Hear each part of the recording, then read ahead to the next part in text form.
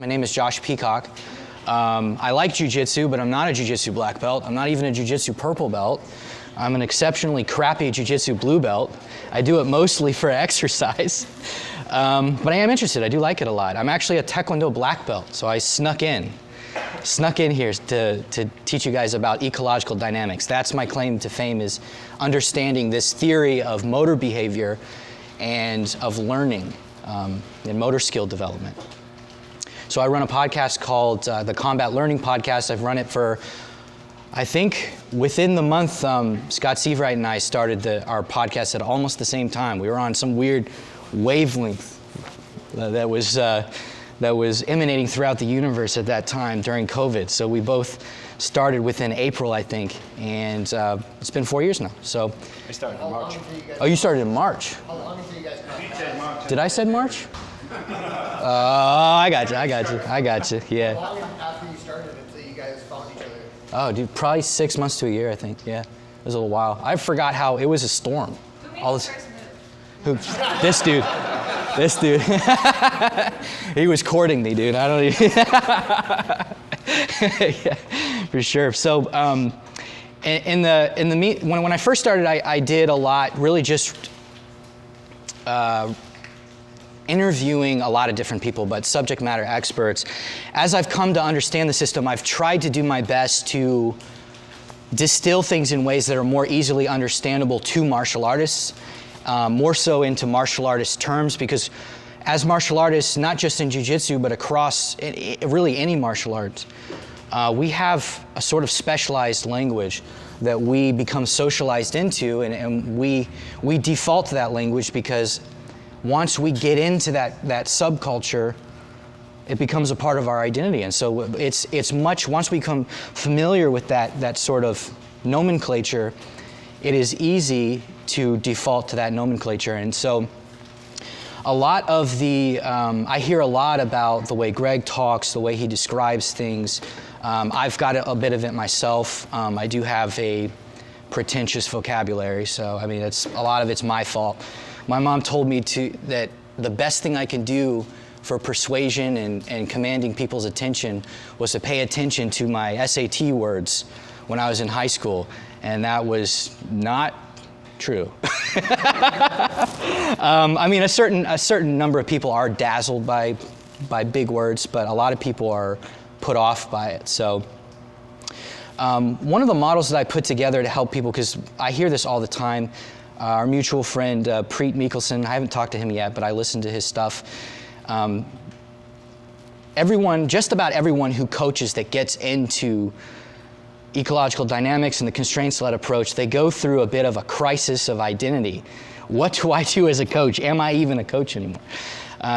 Yes, you are a coach, but things work a lot differently. And so I put together what I call the 3D model of coaching to distill what it is you as a coach do within the constraints-led approach. How do you position yourself? How do you understand yourself? How do you function inside of the constraints-led approach? But before we dive into the 3D model, I want to set the tone here really quick. So I want to, the emphasis, I'm covering a lot of ground here. The emphasis of this presentation is understanding in more detailed terms how to direct attention as a coach, and how directing attention actually permeates every coaching action that you engage in as an ecological coach or a constraints-led coach. I prefer constraints-led, but the beast has gotten away from me. Everyone says ecological now. It's all eco, and nobody says constraints-led approach anymore, so that makes me sad. So I wanted to answer some questions here that come up very commonly. Is CLA truly hands-off coaching? I don't know if anyone asks this anymore, but a few years ago, before the second edition of this Dynamics of Skill Acquisition came out, and this is actually a genuine fault of the researchers in the way that they communicated this. They talked about CLA as a sort of hands-off coaching, because as a facilitator, Ed talked about this quite a bit, you're not quite as hands-on as you are when you're constantly intervening. but it's not actually a hands-off approach. You're not intervening as much as you normally would in the traditional approach. The other question I want to answer is, can or do you use instruction CLA? The answer to that question is yes, and we're going to get into how that functions. As you can probably figure out, the instructions mostly come in the form of task instruction, not so much stopping the flow of practice and then going through direct didactic instruction with a learner. And then finally, how does the coach function before, during, and after training? This was supposed to be a joke. I did a "Isn't it just positional sparring with constraints?" Because when I put this together, I thought it was going to be on a projector, and I was supposed to be like a punchline. Sorry, dude, guys. It's not as funny when you can see it already. Okay, so before we get into this, I wanted to talk really briefly about ecological dynamics as a theory, what its claims are at a really broad level. So this first part here is ecological dynamics and skilled behavior. This is really important to understand because attention is one of the three fundamental parts of how skilled movement emerges according to the ecological account of skilled movement.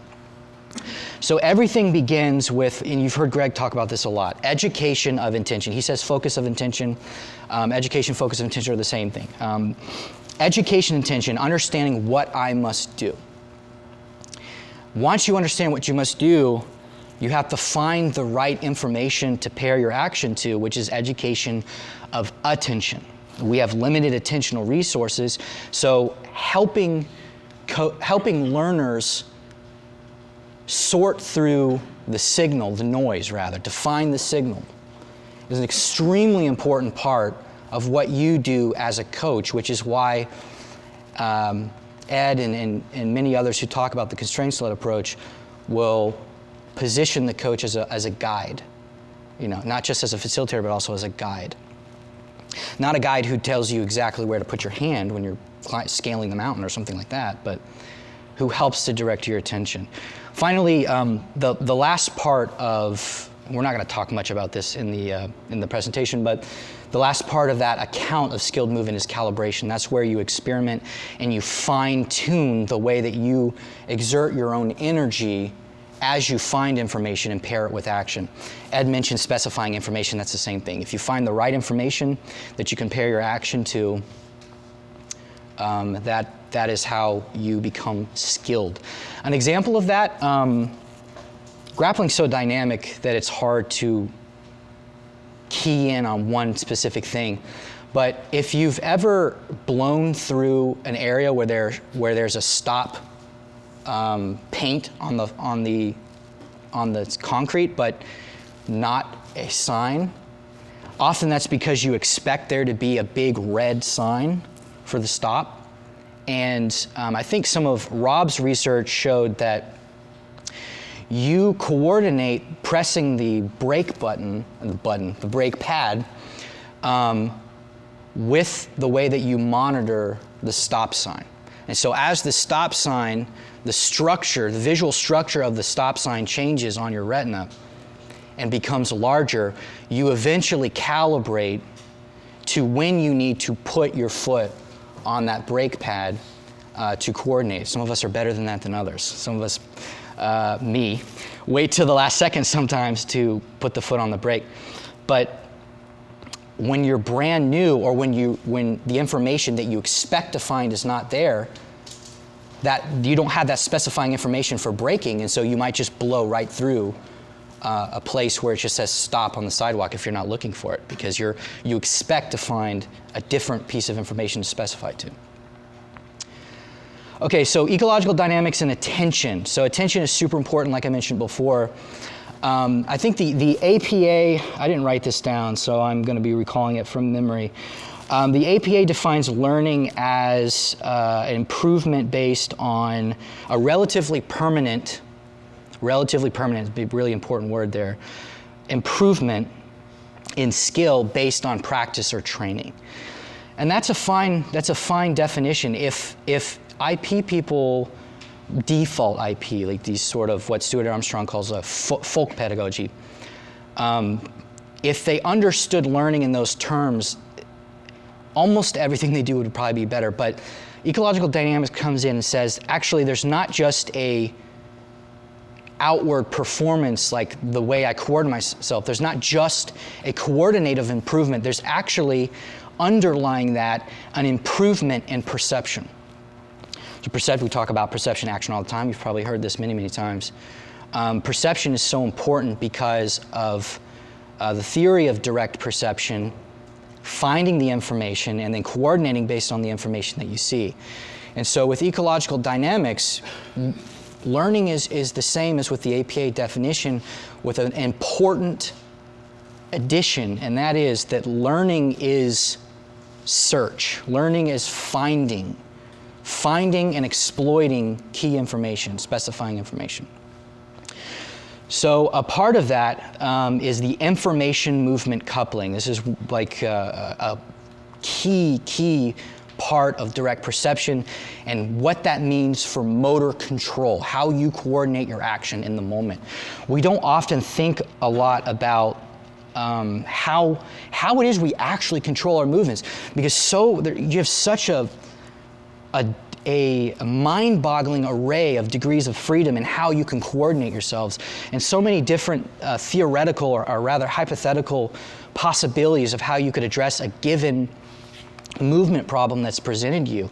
And yet, it is almost never the case that when presented with a movement problem, that you just do nothing, that you do nothing.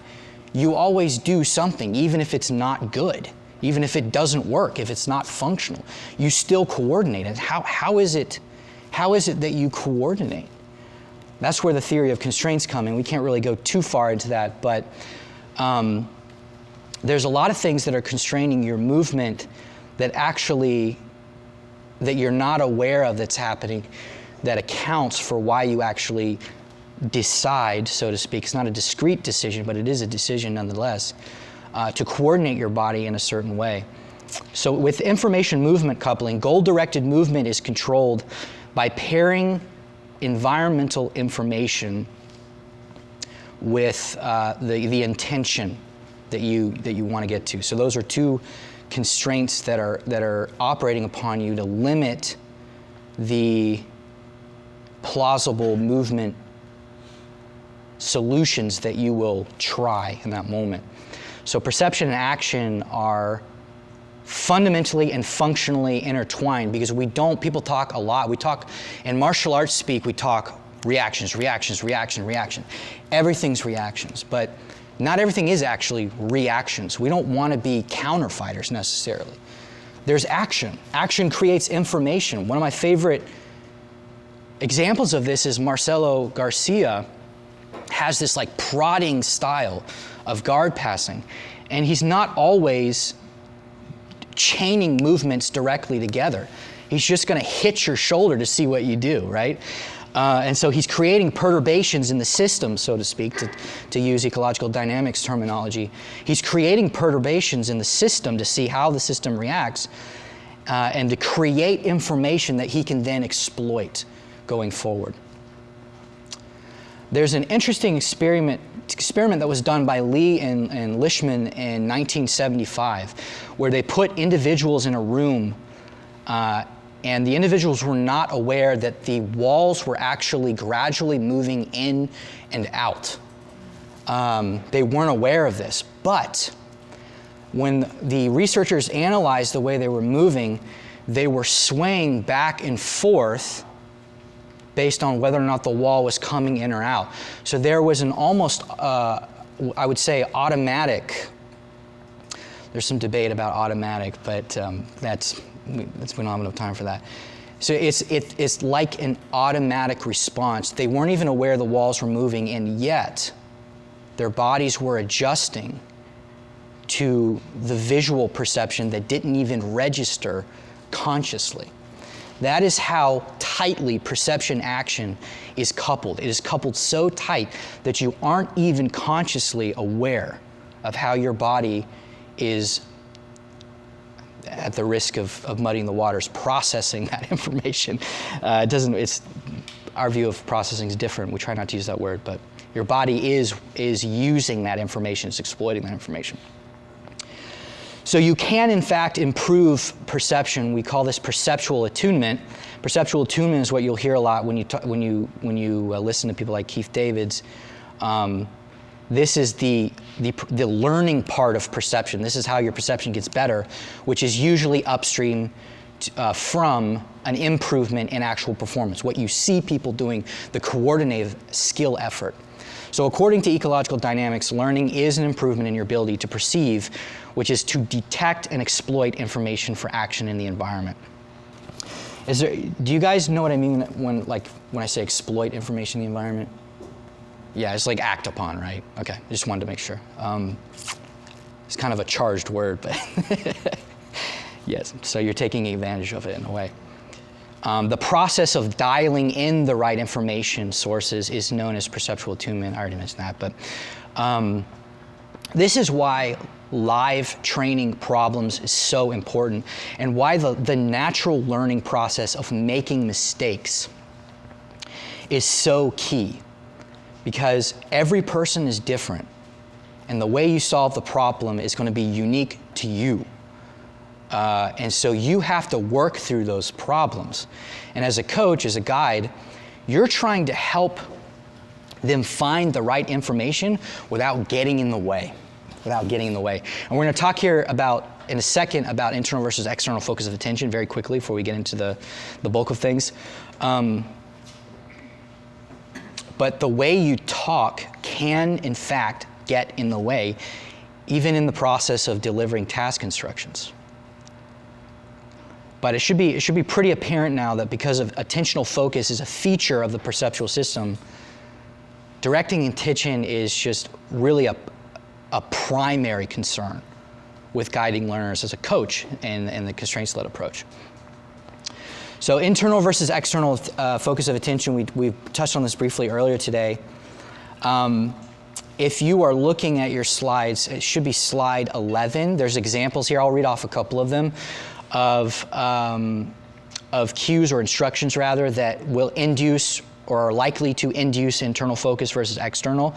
So for a field kick, if you were to, as a football coach, if you were to say contact your foot between the toe and the ankle as you kick the football, you are describing 2 points, 2 landmarks on the body of the performer in that case.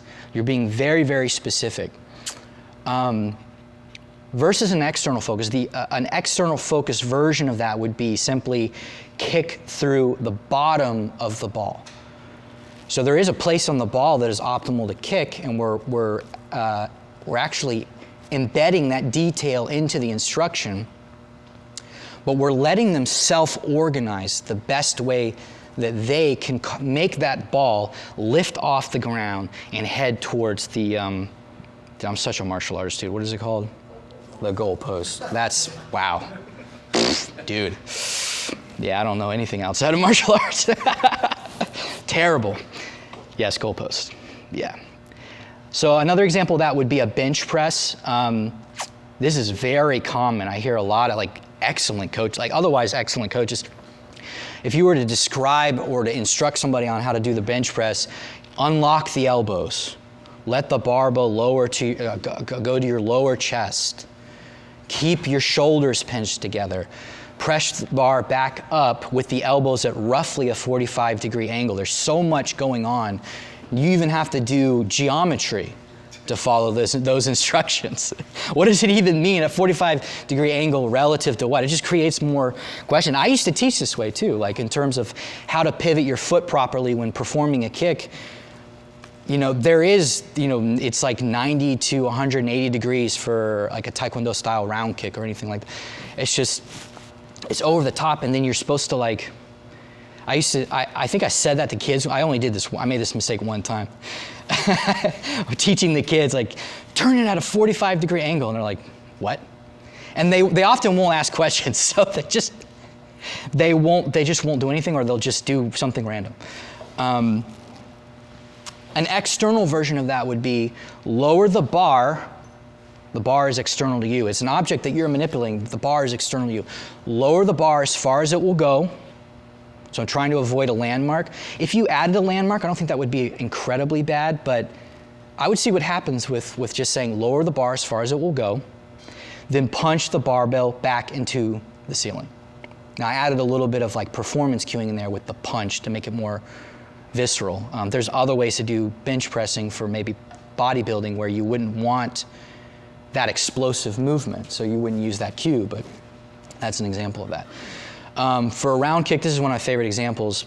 The way I used to teach it would be, swing your leg, bring your knee up, turn it over your hips. You want to stack your hips on top of each other.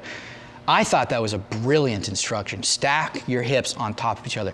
Nobody, adult to child, nobody knew what that meant. And I didn't find out that nobody knew what that meant until I asked them. Nobody asked the question. Nobody's like, what does that mean, Coach? What does that even mean? So they just tried to follow all the other parts of it. So extend, make contact near the bottom of your shin, a part of the instep, and then retract. And so everything is embedded into the instruction. One of my buddies, I told him to try this with a college Olympic Taekwondo club that he runs. Smash the shin guard onto the middle of the bag or onto the hogu or the legal sparring area. And it's like magic. Instead of thinking in terms of here's how I need to coordinate the angles of my knee and the extension, the retraction, and like the intrinsic timing of my body, they're focused on finding the affordance or finding the opening and then meeting the task demand. Because if you don't hit with the right part of the foot, you don't score. So that is a hard constraint on how you score, and so that can be embedded in your instructions. For jiu-jitsu specifically, place your, like for a guillotine choke, place your shoulder and the tricep over your partner's head, circle your hand around and wrap the neck, cut an angle with your hips and go to this side and make sure the choking arm is elbow deep and it's tight against both sides of the neck. And if you do it with the Marcelo's way, you have an additional layer of moving and finding that arm, pulling it up, and so you have two things going on with your elbows. It's all over the place, and to be honest with you, I've artificially cut this. In most of the programs I've learned in, instruction starts from maneuvering from a position to the guillotine choke. So you have to move from closed guard to finding the setup to then doing the guillotine choke. So you have multiple procedures that you're trying to get people to at all times are all together in one exercise. It's no wonder people are so confused.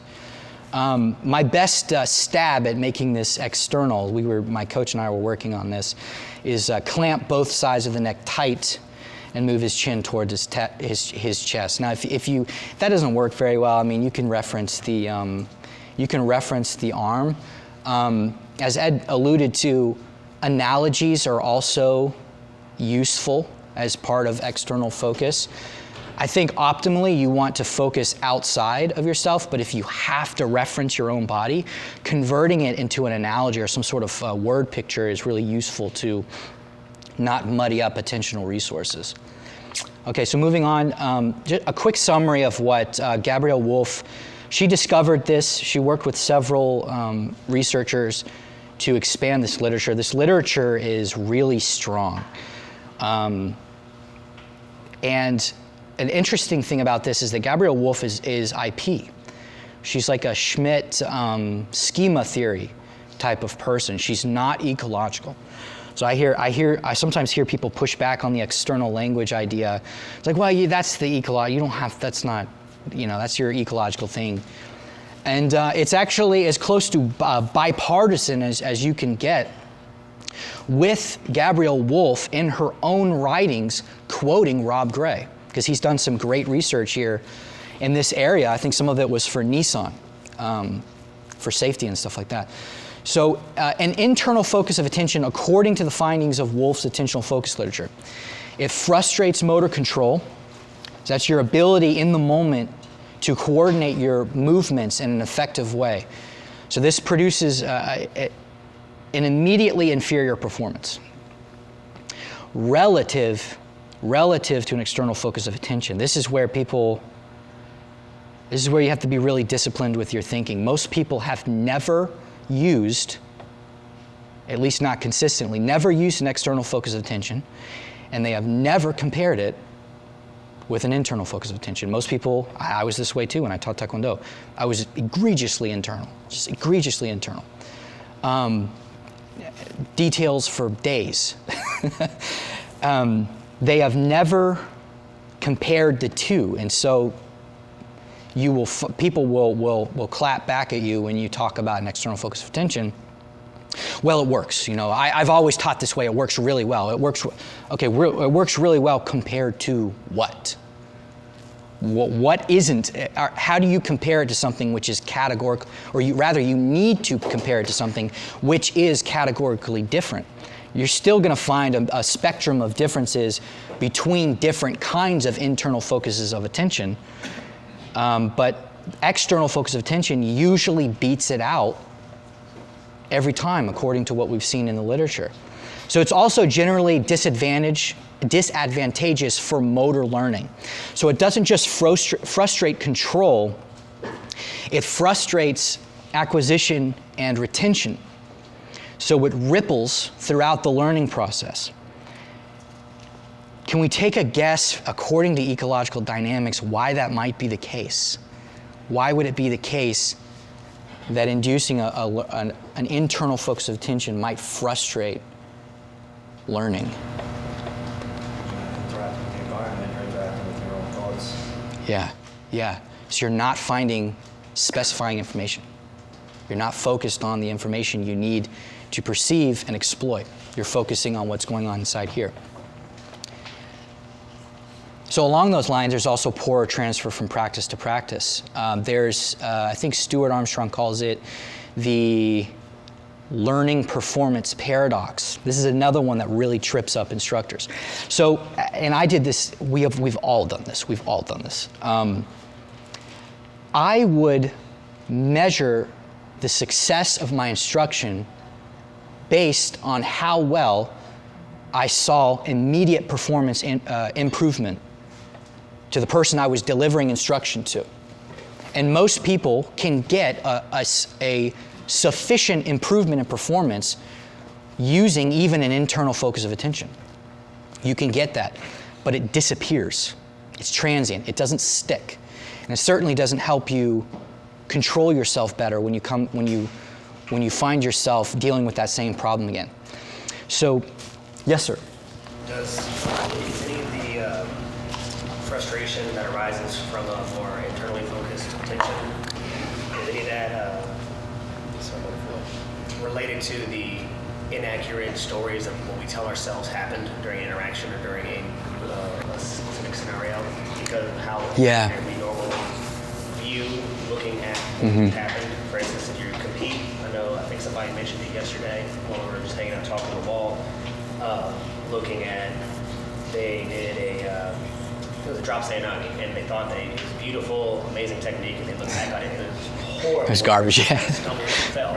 But from what they told themselves, how they did it, they thought it was just beautiful judo technique, and in reality it was a horrible movement that just happened to work.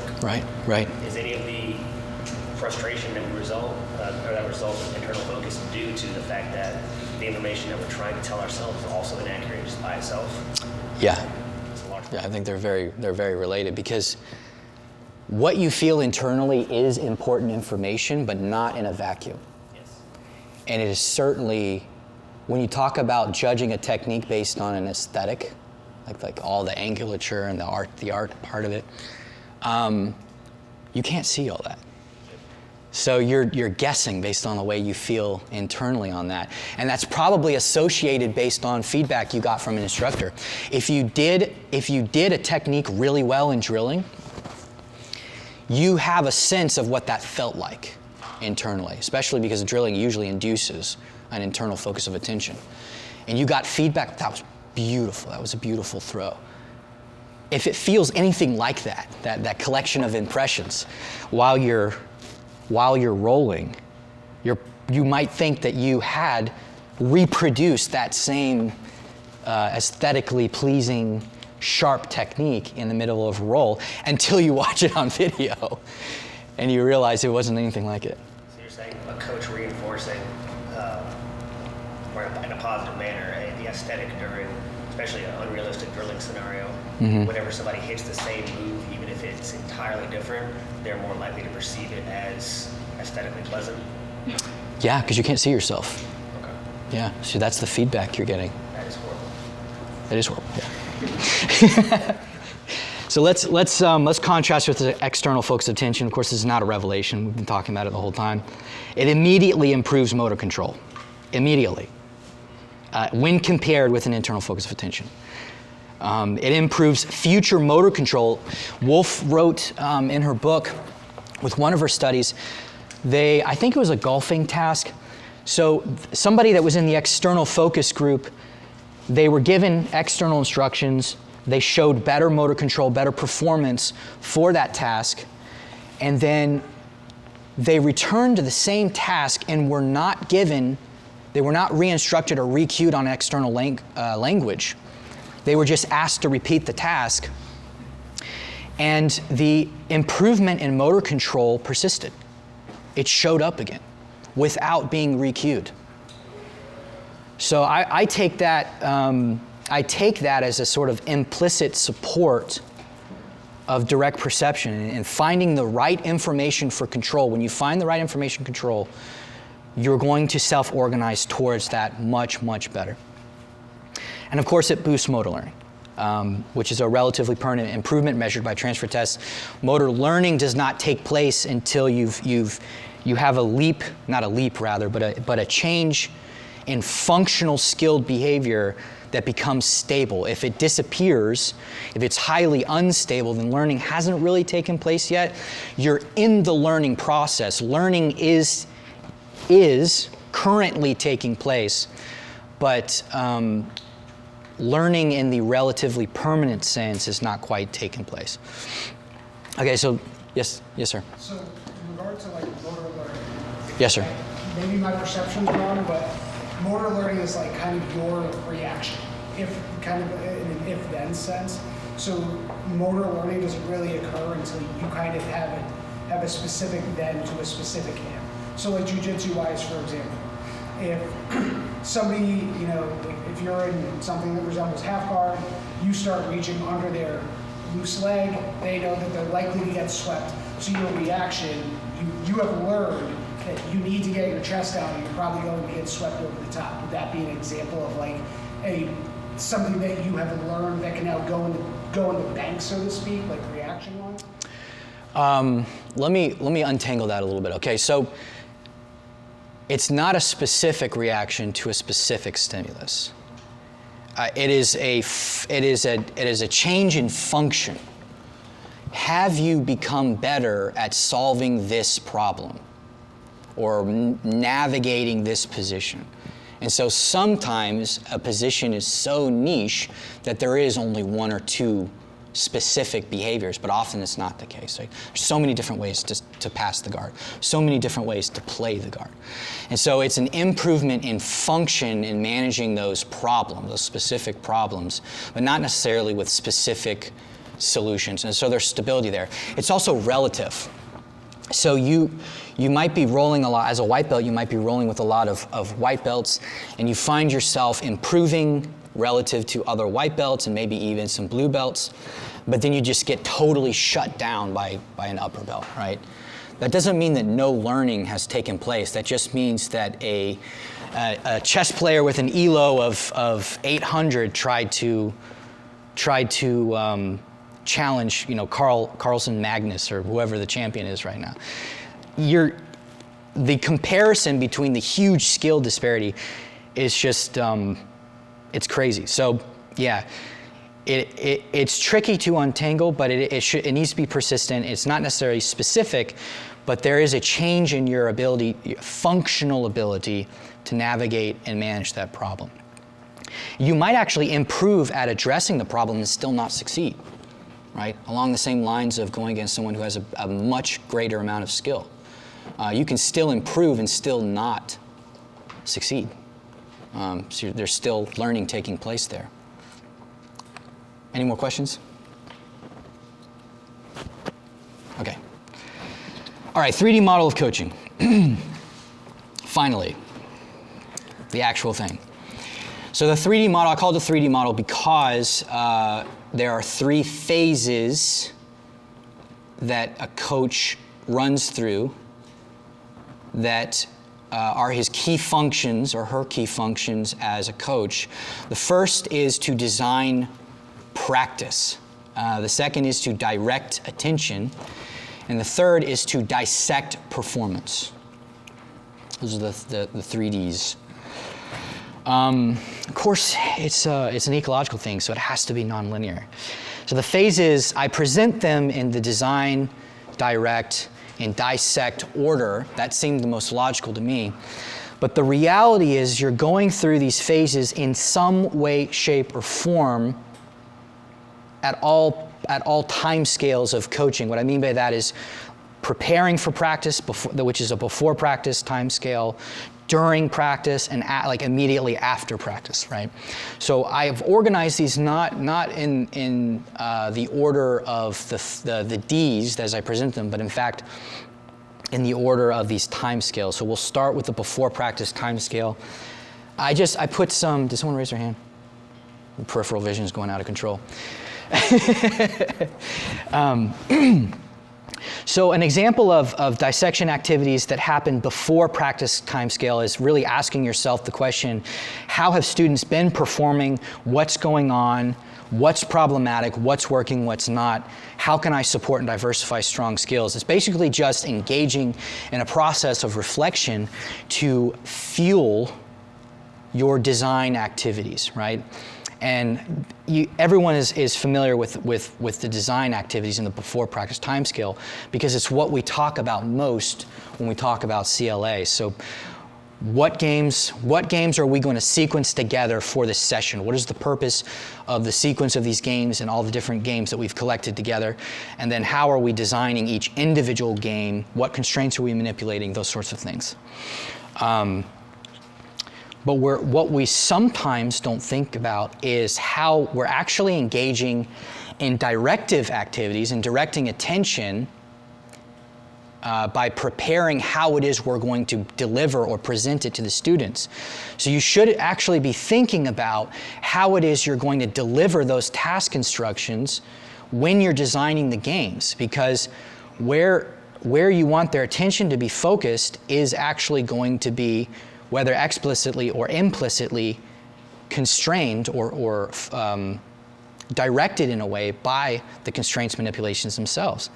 An example of that would be if you're engaging in a pinning situation where the pinner starts in the pin and the bottom player is simply trying to get out of the pin, there's a lot of different things that are just not available to you, right? Your attention is finely tuned either to maintaining chest to chest or to breaking chest to chest. And that is a way in which you direct attention through the constraints. Okay, so here's an exercise I want you guys to, this is on slide 17.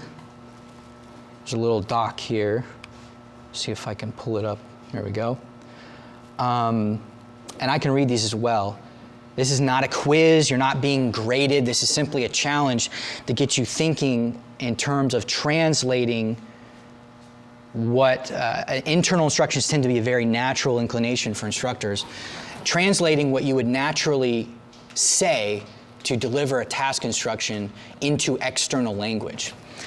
So the first one is the internal version of this that I want you to translate is, to prevent yourself from being caught in side control, lie on your ribs and connect your knee to your elbow. I was letting you know, it's asking us to request access. Really?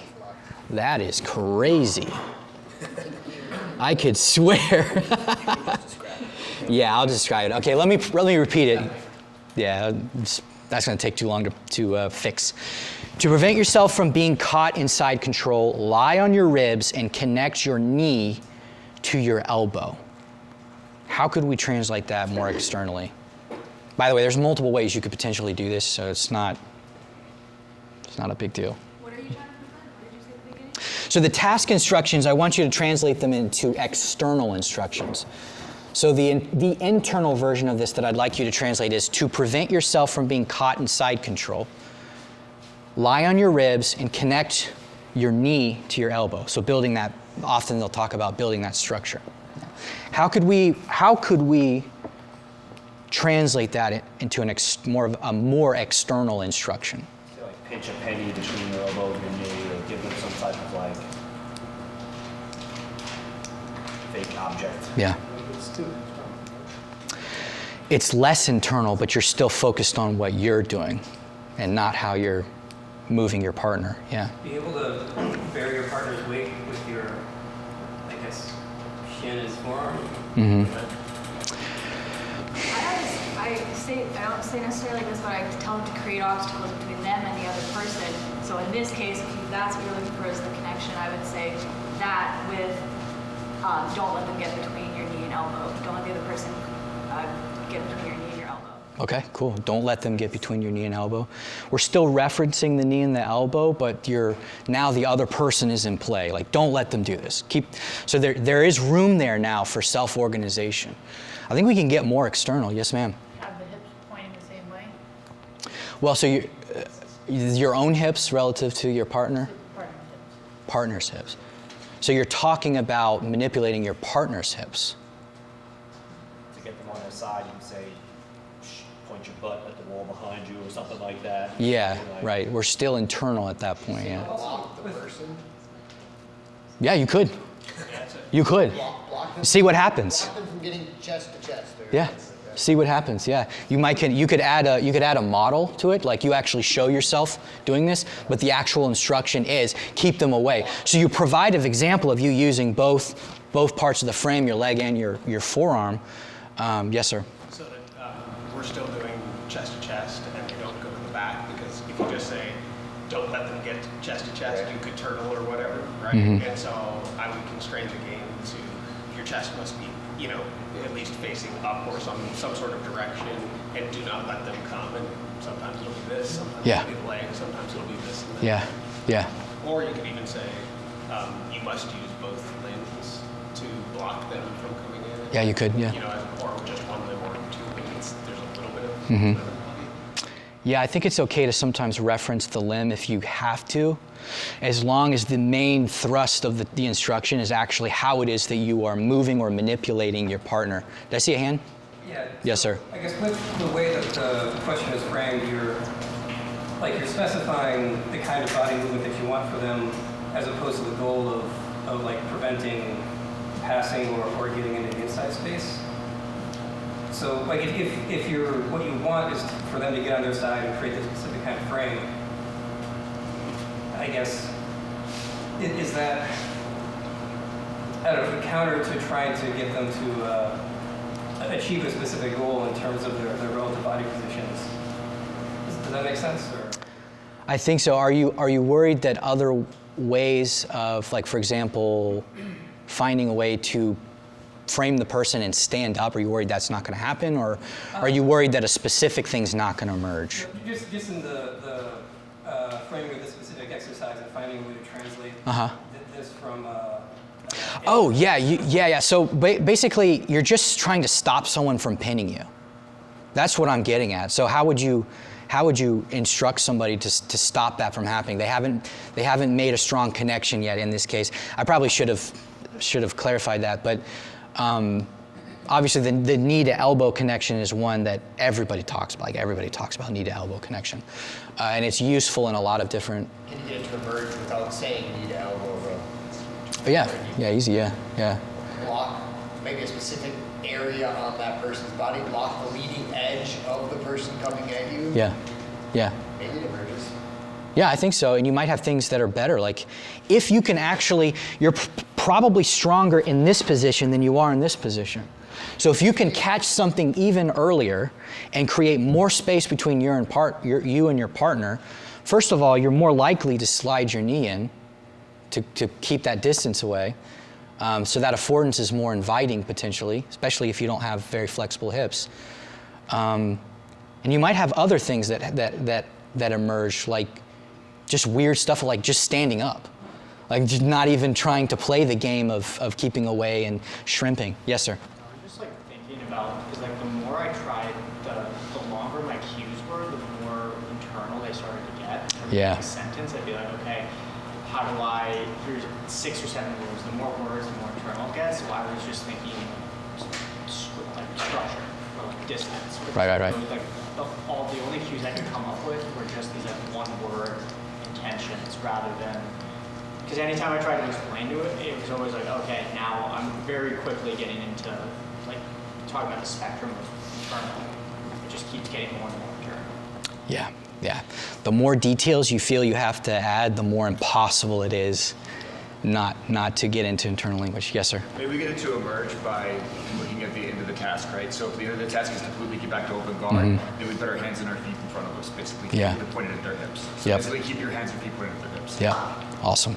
Yes, sir? I'm realizing from this discussion, first of all, how often I still use internal focus. And second of all, even when I use external focus and control, it's a lot of don't let them do this to you, as opposed to do something. Yes. That is an excellent insight. How to get someone to stand up without telling them to stand up? Right. Give them the option first, yeah. Or you can say just don't let yourself be pinned. Like don't be pinned. Eventually you're gonna be like, you know what, it's a little bit easier not to be pinned if I just stay off the floor. Shoulders and hips, it becomes harder. So you get kind of a natural funnel there. Probably a little bit dependent on conditioning because it is hard to stand up, keep somebody off you. Did I see a hand over here? I was just going to say that I've seen this a lot with my kids, where the ones that seem to speed through things so well they're not focused on what I'm telling them at all, except for what the goal is. And so they just totally ignored all of the instructions. This is my actual children. They've just ignored all the instructions and just want to get to the goal. And then all of a sudden, they're doing things that I wouldn't have been Right. on anyway. And it's like, Yeah. golf or whatever. Yeah, isn't it interesting how even just setting their intention, there's already an intentional effect that you don't even have to introduce. One of the reasons why it's important to know how to guide attention is because not everyone's going to be that quite as good as automatically locking on the information. But there's already a constraint happening here. When you give them the intention or you give them the task goal, the region of exploration is occluded. It's made smaller. So if I tell you, I'm going to punch you in the face, I'm not telling you if it's a straight or a round or whatever. It doesn't matter. Where are you going to look first? Arms or shoulder, right? If you're trained, you might look more at the shoulders. If you're untrained, you're going to look at my arms, right? You already know where to look when I told you what the tactic I'm going to use. And it doesn't matter the side. You can look, you don't even have to look at both necessarily directly because you can see both shoulders usually, but you already know, you're already constrained there in a way. So when we come along and guide, we're helping them almost solve a problem. So when Greg talks about addressing the most pressing concerns, like, okay, I'm trying to pass this guard, I'm framed, my legs are here. You have to address like the arms or the leg first, depending on what's going on. Like there's already like a temporal or a physical hierarchy of the problems. It doesn't matter all this stuff afterwards unless you deal with the arm first, because you can't get to where you want to get to unless you deal with the most pressing problem. When we're trying to solve a problem, we often get lost in the mud. We get lost in all the noise and the signal because there's so many perturbations happening to the system. And so as a coach, you come along and recenter the focus where the focus needs to be on the most pressing problem.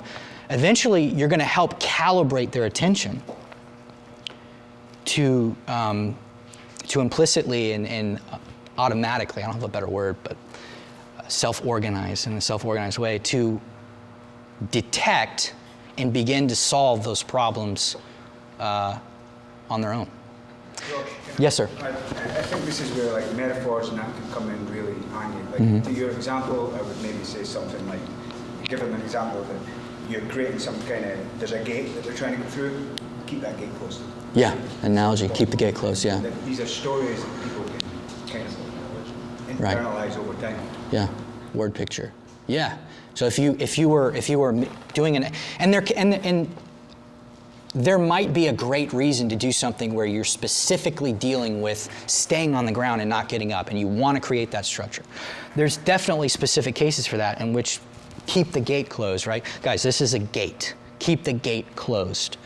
It's an excellent way to do it without being too internal, because then you're going to be fussing over, is the angle right? It's falling apart? Like, what's going on? Yes, sir. Research has said that the external focus produces better outcomes.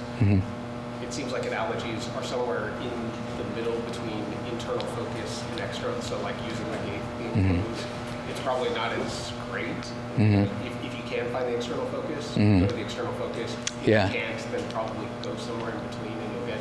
Yeah, maybe. There. Yeah. It's like 70%. I don't know. Yeah, it's interesting because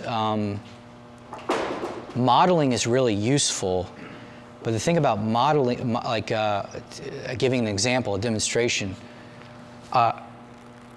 kids are really great about this too. Adults are more trained to like, okay, what's going on with the exact angle of the arm? So they're trying to be intentionally more analytical about it. Kids are really good at copying, and so they see something from a model, they just try and do it. And then you stick them in a situation and they try to make it work given the constraints. There might be something similar going on there with a word picture and analogy and what happens when you watch somebody do something. Because that can be really helpful to see an example of it. It can be really, really helpful. Would that fall under a holistic focus? Some of the literature I've read said something about a holistic focus, and it seemed to blend more into like analogy-based. Yeah. It said that, at least what I read, I can't remember where I saw it, but it said that it leaned much closer in success rate to external focus as obviously than internal. So we've kind of been pushing some of our, for example, I have a kids, actually, again, with kids. I had a kids coach who was teaching some open guard passing, and he was using, when you feel like you're becoming destabilized, pretend like you're surfing on a wave.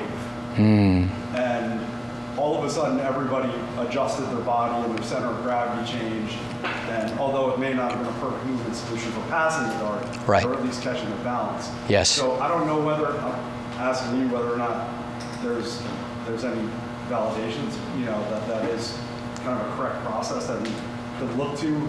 If external is really difficult and an analogy makes sense. Yeah, so this is not an exact science. Nick Winkelman wrote a whole book on it. He's a little bit more anecdata than like everything is in an actual paper. But I think he was an understudy of Wolf, if I'm not mistaken. I don't quite remember. In his experience, because it's very difficult to test these sort of things. In his experience as a coach, has coached lots of elite players. People often respond differently to different cues, and sometimes cues wear out, and you have to find another way to explain it to get that performance back. I would err on the side of external because it's so strong. But Greg actually alluded to this. He passed over it pretty quickly, but he said there are sometimes good reasons, even if there is a performance decrement, to focus on an internally. A good example of this outside of jiu-jitsu would be bodybuilding. And with the mind-body connection, or the mind-muscle connection, the neurological connection is so important that the way you do some lifts, you really have to focus on how the muscle feels as your only way to know if that exercise is accomplishing its task.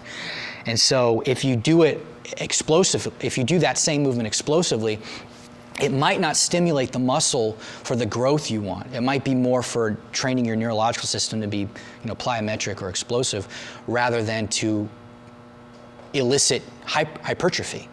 It's different. Your muscles, they're highly adaptable, and so they adapt to the demands you put on them. And so plyometrics is not the same as building muscle, right? Those are same lifts sometimes, but different stimuluses. On muscles, yeah, definitely. I would be as balanced as you can be.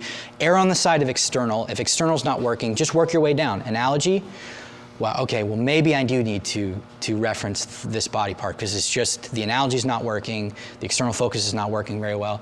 But for the most part, if you just trust in self-organization, it works most of the time. It works most of the time. Yeah. Yes, sir. So this is specific to your scenario, but you're talking about getting them to make that connection for the outcome of escaping side control, right? Preventing, rather, yeah. Preventing. But it sets you up for escape, So, yeah. What do you think about using like an errorless learning approach where you say, all right, stay here, person on top is going to try and break through that, and keep that as long as you can. Yeah. Once they feel how effective that is, then you kind of go back in, all right, now start from here and work your way back out. Yeah. I think that's consistent, but you're eating into class time. And you're also, and if you have new players, you're also eating into like conditioning and. I wouldn't do it for everything. Yeah. Something specific. Yeah, like yeah. Using that kind of frame. Yeah. So they feel the power for sure, yeah. So they kind of feel, oh, this is actually that affordance now is more inviting to them because they're, oh, okay, I can manage a lot of weight. You can go from there Yeah. to back on your back. Like, Yeah. Now I just need to suck myself into that. Yeah. Possibly they're needing that structure more than a structure that might be more effective, longer. They might, yeah. If you allow enough interaction between the players, yeah. Then they're attracted to that, and maybe not something more effective where you just then find a way to keep them off. Yeah. Off them. Yeah. It might look a little different, but yeah. This is the starting alignment for your game. Yeah, that's what I think that's what he was talking about. Yeah. You're saying, Bouncing It's off like that, an errorless approach. to try and reinforce that idea and make sure they understand how strong and robust that position is. I've worked a few games where I made them start there and told them, like you're saying, just maintain that position as long as you can. Yeah. Players are trying to split and either fill the gap with chest or knee, just do a slide and split. Fill the gap. I like that. Yeah, just Fill the gap. Yeah. And then I would switch it and go. And the next round would be, okay, you can do anything besides connect the knee and elbow. And then, but you're still starting perpendicular and they're still trying to connect either chest or slide the knee in between. And then after that, once we get towards the end of the session, obviously open it up to where it's more of a representative game in terms of passing, and almost every single person immediately goes to knee to elbow, keep that frame strong. Just because they understand that once you have that, it's easy to keep them off, especially if they're heavier. Yeah. Hold them at bay. Yeah. You can't. It's horrible. Right. Yeah. For sure. The only warning I have there is with is that you can reintroduce the prescriptiveness. Yes. And so you have so many problems that come out of that now. Now you have to try and hit every single, what you as a coach personally believe are all the most important techniques that you have to know. We're gonna get all these progressions, and how do you put it all together? There's not enough interaction, there's not enough creativity and exploration. The only time I try to do that to make sure I don't do that, because I originally ran into that issue, was particularly with frames for bottom. Okay. Just maintaining or creating distance with frames, using a specific frame, but then taking it away. That way, learn how to use the frame and learn what happens when they don't have the frame, and then slowly build up to a representative game. Yeah. Anything else in terms of specific movements or positions, I figured out it turns very prescriptive very quickly. Right. Very quickly. And it's easy to think you're doing the constraints-led approach when in fact you're actually just sneaking in prescription through the back door again. Great, excellent discussion. So I asked all that first because I actually wanted I wanted you guys to work through it before I offered some principles. So there was already a working basis that you work through.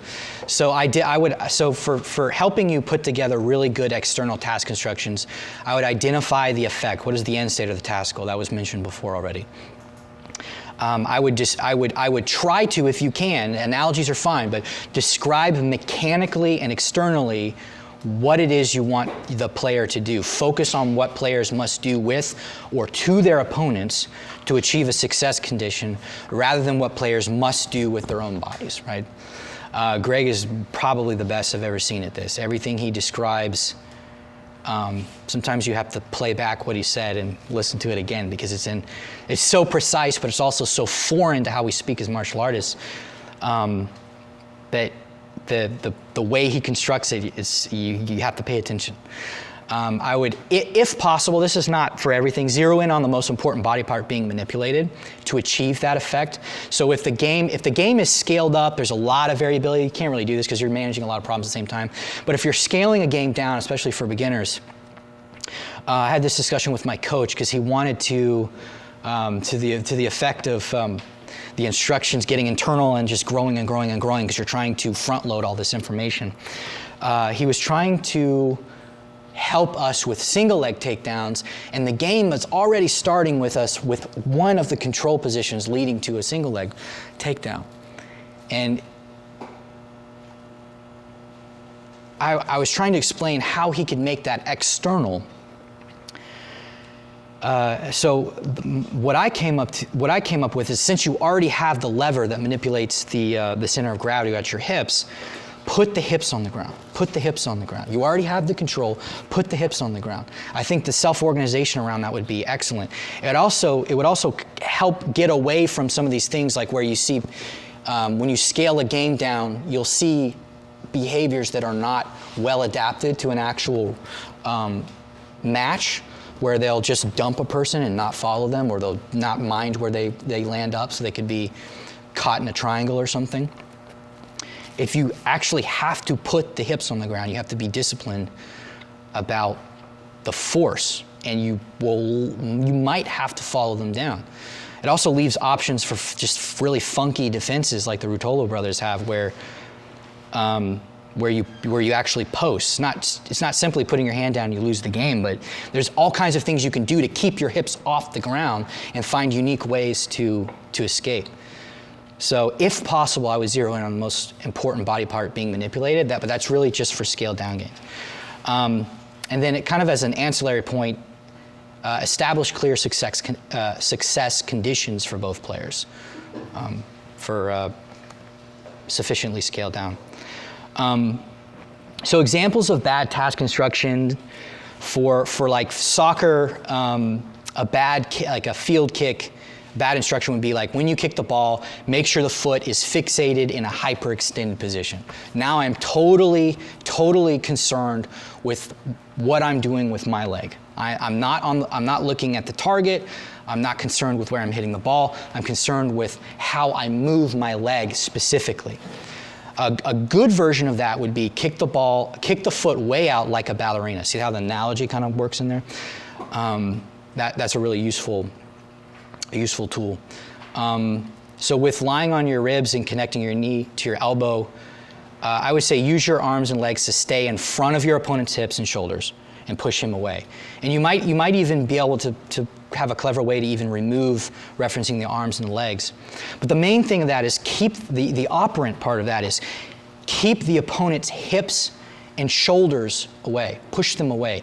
That's if you're trying to gauge in the moment how effective the tactic is, the movement of the hips and the shoulders away from you, that's like specifying information for whether or not you are successfully defending yourself in that moment. So those are the key, when you're defending, those are the key pieces of information to focus on, is keeping the shoulders and the hips away. Okay, so I wanted to come back around to, let's try this one more time with a different example. I have more examples on here, but I don't think we have time to get to them all. So, okay, so from guard, or from half guard rather, the task construction is to stay on your side, place your bottom hand on your partner's bicep, and your top arm across the shoulder, framing your forearm across the upper chest to keep him from flattening you out. There's a lot going on there. So place your bottom hand on your partner's bicep, top forearm across the shoulder, keep him from flattening. How can we make this more external? Yes, sir. Oh, no, sorry, I was just trying to visualize. Oh, I thought you were like you're like angling to go up there. Do I need to read that again, or are we thinking? Okay. Okay, so from half guard, stay on your side. Place your bottom hand on your partner's bicep, your top arm across the shoulder, the shoulder and the upper chest, and keep him from flattening you out. So I am referencing the partner here, so it's not entirely internal. But there's a lot going on. Yes, sir. So I guess I'm kind of stuck on this. So with both this and the last example, am I correct in understanding that you're trying to get the student to have to use a specific solution, like in terms of like keeping the distance? Like you're like with the one with keeping the elbow to the knee. If I understand correctly, you're not just trying to get them to have some way of maintaining the distance and keeping, like protecting the space, but you want them to specifically use this solution. Is that correct? In this specific example, yes, I'm prescribing a frame, one that I've been taught many times, bicep, shoulders, that helps prevent you from being flattened by creating that barrier. Inherently prescriptive if you have a specific behavior that you're trying to get them to do as opposed to solving the situation. I guess that's the Yeah, that's the purpose of this. I want you to translate it into something external, where it's not quite as opinionated about how you do it. Yes, ma'am. So I think what he's asking is because you want the specific of using your forearm, your wrist, your hand on the bicep, whereas if they just use maybe two hands on both shoulders, what's the difference? Or I guess if you have this sort of specific end goal in terms of their behavior that you want, I guess I sort of like, why not start with this internal reference and then just work from there? And sometimes it feels like you're trying to create a bunch of, I mean, not just specifically for people, you're trying to, that there's an attempt to create a whole bunch of constraints in order to, I don't know, using constraints or external cues to fill up all the negative space around which would just be an internal instruction, and then to sort of let them work organically from there. Well, so the literature is pretty clear that it usually frustrates the actual acquisition process, and it frustrates performance, and it frustrates control. Doesn't mean you'll never be successful with it, but compared to external instructions, yes. I don't want to give away, because the actual external, I mean, there's several ways to do it externally, but it's actually much simpler. You don't even have to explain it. Yes, sir. I mean, I do think that describing the setup is inherently somewhat internal, somewhat external. Often, yeah. So you describe the setup, how you're supposed to be, how your opponent's supposed to be, and then the external thing, don't let him push you. Right. So Yeah. and that would be the whole. The actual task is the most important part to be external about. The other stuff, it's usually okay, I think, to reference it. Sometimes you can't not reference the. Yes, sir. There's something like the floor is lava. The floor is lava. Because not, Yeah. again, I'm thinking like we don't want, like if we're starting in the alignment, we're starting them on the side. We don't want, shoulders pinned, touch chest. Yeah. Like we want I was trying to think about, we want as little contact with the floor at this point as possible. Like once you start in that alignment, like there's no way, we don't want to go backwards, right? Yeah.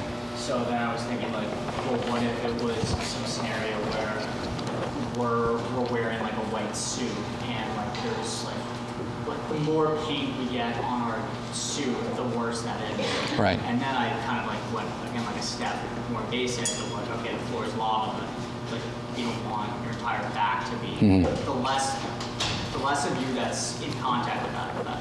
Yeah. I like that.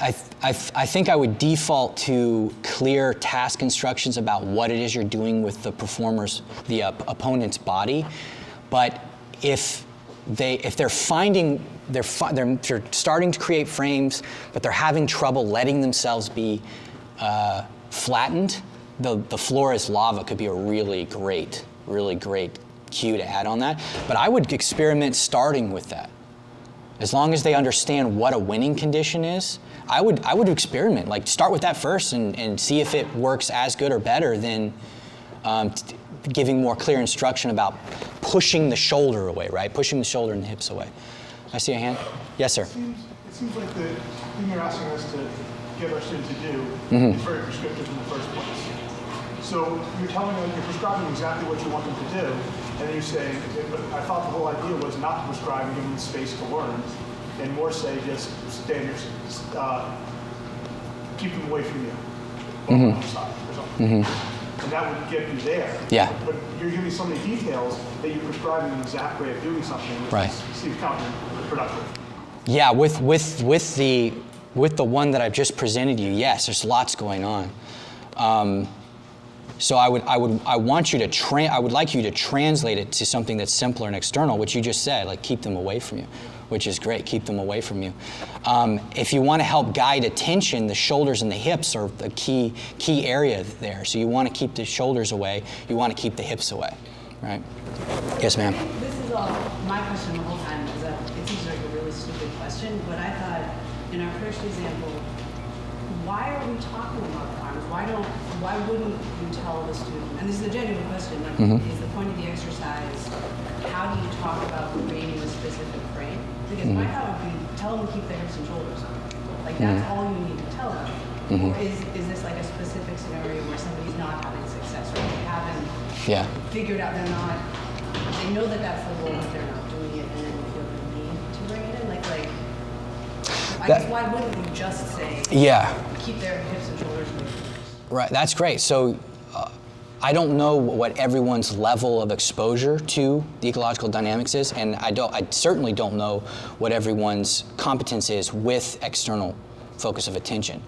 So you're automatically, that's great, you're automatically looking at something like, this is terrible. These are actual instructions I've gotten before. Like, this is how, so the how to do the action is usually wrapped up, just the exact, almost without reference to your partner sometimes. So for anyone who's not used to thinking in this way, these are meant to challenge you to actually translate that into external focus attention. Now, if you automatically, you look at this like, that's terrible, and you can you can just tell them to keep, that's great, that's excellent. Like you're grown beyond this challenge. Yes, sir. But by, I don't know if I'm not saying, but by giving us these things, you're already setting us up with a bad place to start. Well, I'm asking you to translate it. Well, yeah, but the translating action isn't the idea in the first place. So what I was thinking is, if you had a mental model, is that the invariance that we want to get? There's nothing about that particular position that is leading to some sort of, we're not constraining it to some sort of invariant. Any of the invariants. I feel like I'm going to define it better. That isn't the solution either, right? Yeah. You just want the insight of it. Yeah. Exactly. I think so. Is this a discussion about how I'm trying to teach you? Just how we're doing this. I would think that the best way to do it would be give a mental model. Give what does he call it? Invariant. Give an invariant and say, how can you get them to practice deal with this invariant? Or present the problem and then have someone would cue them internally, which would be someone internally. The problem is managing distance from half guard. An internal cue would be or a very specific internal cue, put your arm over this in front of them. An external cue would be use your hand and feet to get between you and your partner, stand up and reverse or knock them over. So you're not looking for a direct translation of an external cue for how to get your arm in this position. You're looking for an external cue. Keep the shoulders and hips away. Keep the shoulders and hips away. Yeah, I'm not looking, so I'm giving you, So there's a little bit more going on than just. Hands and feet to push your opponent, right. knock them over, or use your hands and feet to get between the two of you. Use connect your body using your feet or your hands. Yes, you can go full self-organization and just say, keep the shoulders and hips away and see what happens. And if it doesn't work very well, then you can reference the legs and the arms and the legs and see what happens, right? It's a process of finding, searching, and exploring. So these are intentionally bad because I want you to think about how to make them better. But I guess there is missing context in the sense that I'm assuming that coming from an ecological dynamics perspective, that when you fix the cue, you're also thinking in terms of allowing more self-organization. So you're right. Like I kind of, it's creating a little bit of a bottleneck there, where am I trying to recreate the exact solution as specified here, or am I trying to do something like it?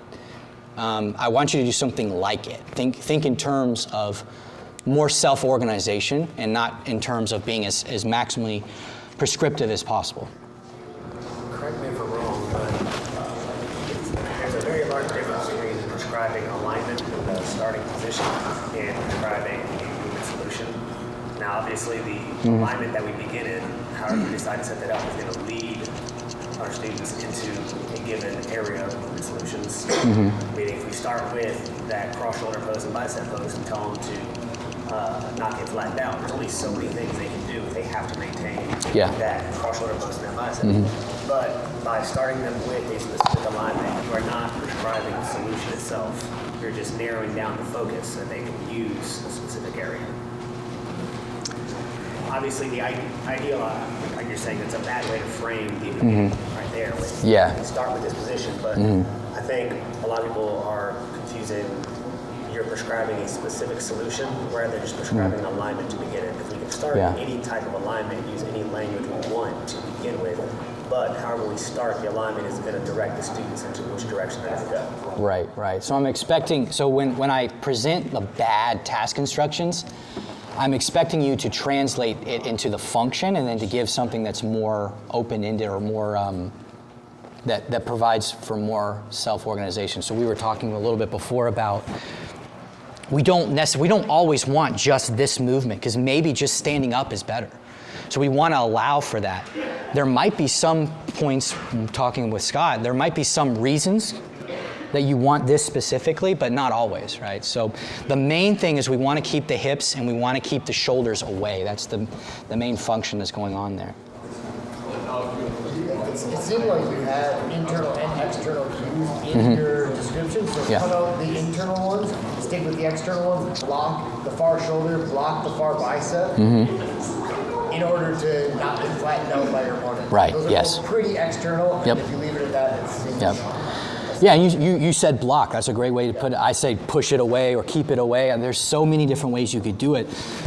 The main thing you have to ask yourself is, where is my attention focused to complete the task? It's the shoulders and hips. I want to keep them away. So you could say block, you could say push away, you could say keep away. All of those are great. So running out of time here a little bit, but so the in-practice time scale, we can, obviously this is where we give task instruction.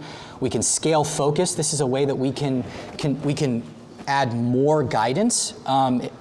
Greg, I would talk to Greg about this because scaling focuses is something that as a term that I took from him, but it's when somebody is struggling to complete a really variable, very difficult task, like maintaining a leg entanglement and then finding a submission, it can be better to help them focus on the most important part of that, which would be to keep the leg entanglement. And that will eventually create the opportunity for them to find the toes, to find the heel, and then they can start to unnest those affordances and find their way to a submission. I don't know if I mentioned this. Oh, I did mention this with the stars. So in practice, like Ed talked about questioning. That's like CLA 101. Asking questions. This will implicitly or explicitly, it will direct your attention in the moment. So if somebody is having a problem passing guard and they've got a leg in the way and they've got a hand in the way and they're trying to like be athletic and they can't figure out why they keep getting stopped and turned over and they're losing their balance, you can ask them questions about what is stopping them. And I like to start from broad and to funnel down. So like, okay, what's happening when you do this? This is what's happening. What's stopping you? Well, this and this. Okay. What do you think you need to address first? Maybe the hands, maybe the legs. Help them troubleshoot their own problem in that process, right? And that's something you can do during practice to guide attention. Another thing you can do is if you're comfortable enough with the constraints-led approach, you can individualize constraints on many bases for individuals, for pairs, and for groups within the class. You can change the constraints, and that will help change the region of exploration. So that'll help with guiding attention as well. Not quite as in a precise way, but maybe just enough, maybe just helpful enough. I'm going to skip this exercise here. So like I already mentioned, task simplification and task modification. These are ways that you can direct search, questioning, adding information constraints, so asking them to focus on one part of the task. An interesting pattern here is that changing or recalibrating a learner's intention can direct their attention in the other way around. So sometimes you don't need a specific cue. Sometimes just helping them understand their intention better can help them self-organize where they need to look and act. All right, skipping down here. After practice. So after practice, this is where I encourage people to engage in practice assessments, self-assessments. If you can videotape athletes and you have the resources and the time, don't just look at it for evaluating it for yourself, for helping a student, but also watch with a learner. If you have time, like if you're working with a small group of athletes, work with a learner and use questioning as you watch the video playback to help direct their attention as they watch their own performances on video. So that they can start to, almost with like a third person objective perspective, because they're watching themselves on video, they can look and identify problems that they might have missed in the moment. And the more you engage in the questioning process to help them, they can begin to become independent learners. They can find and diagnose their own problems, and they can start putting together intelligent interventions for themselves, and different things to focus on and address their intention. I was going to have a video, but I don't think we'll look at a video playback, but yeah, we don't have time for that. That's fine. So for principles of questioning, I kind of mentioned this, but just to recap because it's important, I would move from broad to more specific, and I would keep the focus. Pay attention to the questions. Where is the question going to focus them? So if you ask them a question, what's going wrong? They're going to think, okay, what's keeping me from completing my task, my goal? If they don't give you a specific answer, then you can kind of go down a little bit. Okay, so what specifically is causing you to slip and fall, or whatever the action is? I would try to narrow as best you can, to ask questions that help narrow them to the sources of information. Let's see. So an example of that would be like, what's stopping you from getting your task goal? How might you address it? Where could you focus on the opponent to prevent it? Those sorts of things. All right. Okay. Questions? That is the end. Yes, ma'am. Because you're just talking about watching videos. So when I watch people in training or videos of them, I often send students videos. I'm always trying to train my eye for looking for attractors, but I don't know what else I could be looking for. I can only focus on one thing at a time, and I can't do that for the entire class. So I'm just curious what maybe you or anyone else is training their eye for. What's important to you? What are you looking for? Whether it's coaches, or what do you see value in those for the coaches perspective? Oh, yeah. Attractors. When you say attractor, are you talking about behaviors that tend to emerge throughout a population of people, like are very common? Level, or individual? Okay. On the individual level. Okay, yeah. For what this student is repeatedly doing, what ditches they're getting stuck in. Yeah. So that's what I look for. Yeah, I think that's very, very, very useful. Once you've found that, I would try to help them identify, and then not just identify, but then start to think about, how might I address this? So now I've identified this problem and why it's posing such a problem. What am I going to do to disrupt this maladaptive attractor? Probably diversify what I can do, right? And then create something that's more functional, more that actually works. That's a long process. It takes so much brain power. It does. Sometimes I just zone out watching people and I'm not actually watching them. Yeah, for sure. Yes, sir. I was going to say the dialogue, once you do find what you want to, or where you want to create more affordances, so when you're looking at the video, then it's kind of a Socratic method of talking to them about it. It's very much open-ended. It's like having them solve the problem as opposed to you solving the problem, because they'll get to start. And even there, you're doing the same thing. It's like CLA. You're constraining things down. Oh, let's look in this particular place. Oh, this is, what are you seeing in this, and it's not, and it's not what should you do with your hand. It's like, what's your end goal here, and those types of things. The more you think about those types of things. I think that's what I've had. No, for sure. Socratic is a great descriptor of it. It's amazing. So my experience with most of my coaches, regardless of martial art, is they have convinced themselves into thinking they're excellent at looking at what you're doing, diagnosing the problem, and giving you the exact prescription. They never think to ask, what are you feeling? What happened in that moment? You might be surprised. I don't have direct access to what you're feeling, what's going on.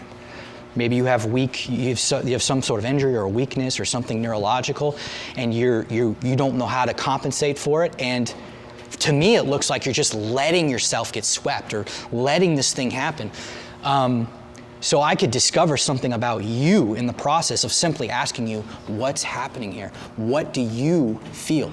Because I don't have access to what's going on inside of your body, what you're perceiving, what caused you to get confused or overwhelmed or whatever. Like, what happened? You can usually remember something about what happened, especially when you're playing a game that's so constrained that it's fairly easy. Yes, sir? Sometimes if you ask a question that perturbs them to ask a question, and then you simply say, how would you answer that question?